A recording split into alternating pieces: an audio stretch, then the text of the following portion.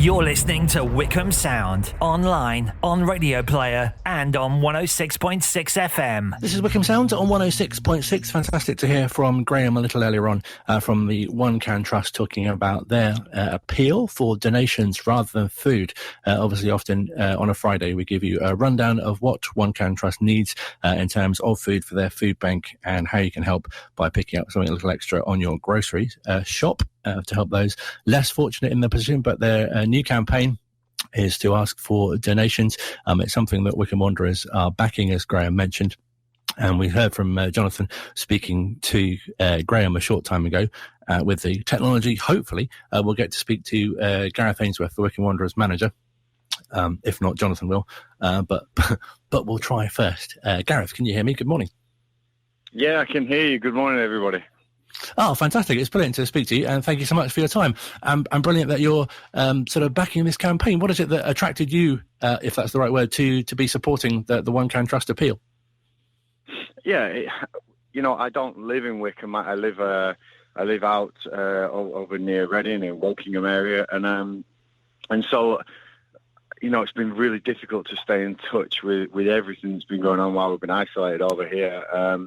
But as soon as we heard, the One Can donation appeal, the food bank had been to Wycombe Wanderers. They'd been there for a game.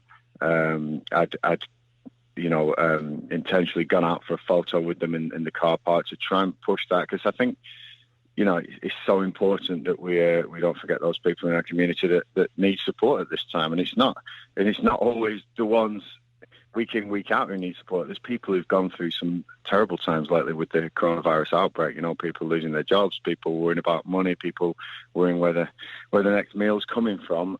Not just the normal people that you'd think of, so not just the homeless group. It's a whole range of people now. So more than ever that they could do with some support.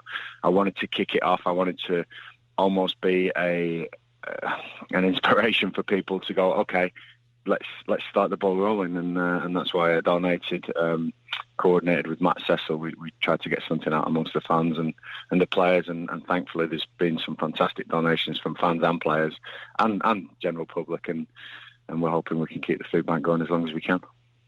Graham mentioned that it's fantastic that you have led by example, and as you say, really inspired, and anyone that hears your sort of post and pre-match interviews with Keith and obviously will know how sort of positive you are and passionate about causes. And I know as well that I don't know if it's the same with other clubs, but certainly Wycombe, you get a real sort of feel that it's a family club, a real community club, and this fits in well with that. Yeah, we don't want to talk the talk and not walk the walk. We are a family club. The community means a hell of a lot to us, and I, for one, know how important support is. Believe me, I've had some dark times as manager of Wycombe Wanderers, and I've had support. And just having that support, just knowing it's there, gives you that drive and that positivity and that oomph to go and face the day and be as positive as you can. And if we can do that for other people while football's on a downturn at the moment, then that's brilliant. We still want to keep connected with our people. And like I said, don't stop now. Keep donating, because it's a real positive cause. But if you can't, then totally, everyone understands, and everyone has their own families to look after as well. So whatever the score, just a thought of prayer or a can of beans, any one of those will help for the One Can donation. Because Graham was saying earlier, it's quite a sort of different request, isn't it, to ask for money, especially at a difficult time when, like you say, people who might be struggling for, they might not be getting their usual income from work, where normally if you would give, say, a can or some food, that would be a more sort of personal thing. But to know that the money that you're giving will literally help people. I think so. I think that more now more than ever is the time if you've got something to help out. But as I say, I know you never judge anybody. Everyone's helping everybody out in their own way, and we've got a real spirit across the country at the moment. I was out clapping the NHS last night, as I was last week, and I'm hoping many people were as well, because that it goes into the wider community. But because Wycombe's close to my heart, because Wycombe's where I've worked and what's given me fantastic times for the last 10 years, I want to put something back into that community as well. So the awareness more than the money hopefully will help, and as I say, I think I know Jack Grimmer and David Stockdale have both donated already, and I'm sure there's more players that have donated either anonymously or in the pipeline. But no, fantastic, and Graham is running a great charity there. Hope we can help as many people as we can. Because you were saying donations are almost up to £2,000 already. That must really please you. Yeah, brilliant. I think there's a target to keep them open for 5 months. Would take £2,500. That's just to keep them open, and hopefully that can spur the donations of food or packages.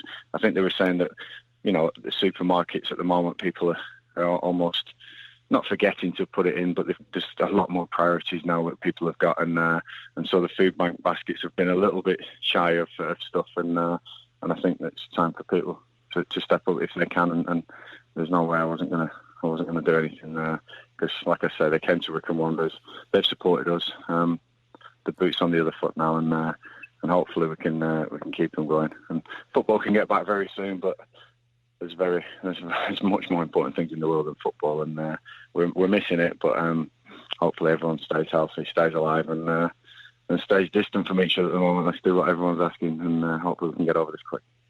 It's a really nice symmetry, isn't it? Because obviously the fans come to the club and support the club, and this is a great example of how the club is now helping to support the fans. Yeah, we're all one community. We support each other. I couldn't do it without the fans on a Saturday, and I couldn't put a price on their support.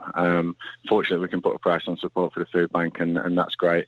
Like I say, we preach about being this family club, and our community is so important to us, and it's nice to be able to show it as well. So the people of Wycombe are great people. Really, really love my job, love being at work, and if I can deliver some joy on the football pitch, that's great. But when the football's not there, if I can help in any way, that's great as well. How are you finding the isolation yourself? I assume you have some sort of dugout set up at home where you can give instructions to your family, so you keep your hand in. I think my 13-year-old son's getting the brunt of all the coaching at the moment. So Kane's definitely come on in his football. I've got 2 girls and a boy, so we've been netballing and footballing in the back garden. Lucky enough to have a garden where we can do that. But it's been a real change. It is. I'm very much of an extrovert person. I do enjoy being amongst people, and I'm missing that. But we're communicating with the chairman, who's been absolutely fantastic, Rob Couig in New Orleans. I've almost daily contact with him. Pete Couig, his nephew, the CFO at Wycombe, he's in Wycombe, showing his commitment 5,000 miles away from his family in New Orleans in isolation. And the players as well, they've been great. We try and call them on a regular basis. I've got my generals who's looking after them as well. But I'm staying at home, enjoying the time, but I'm sure that football will be back soon, and we'll be right back in the thick of it. But it's strange times, but we're doing our best to be positive and enjoy them. Well, thank you on behalf of everyone for giving us such a great season so far. It's been brilliant to follow the results that you've had, and it must be great to be challenging at the top of League One as opposed to obviously fighting for survival at the bottom. Fantastic to speak to you. Thank you very much, Annie, for your time. Thanks, Gareth. Gareth Ainsworth, the Wycombe Wanderers manager, speaking to us here at Wycombe Sound. Plenty of ways you can get involved with the One Can Trust appeal.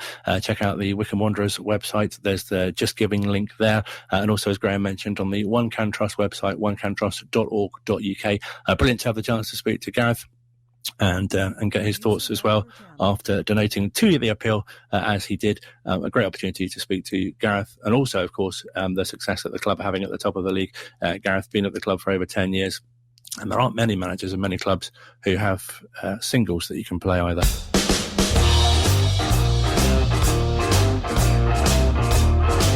Love music, love talk, love Wycombe Sound.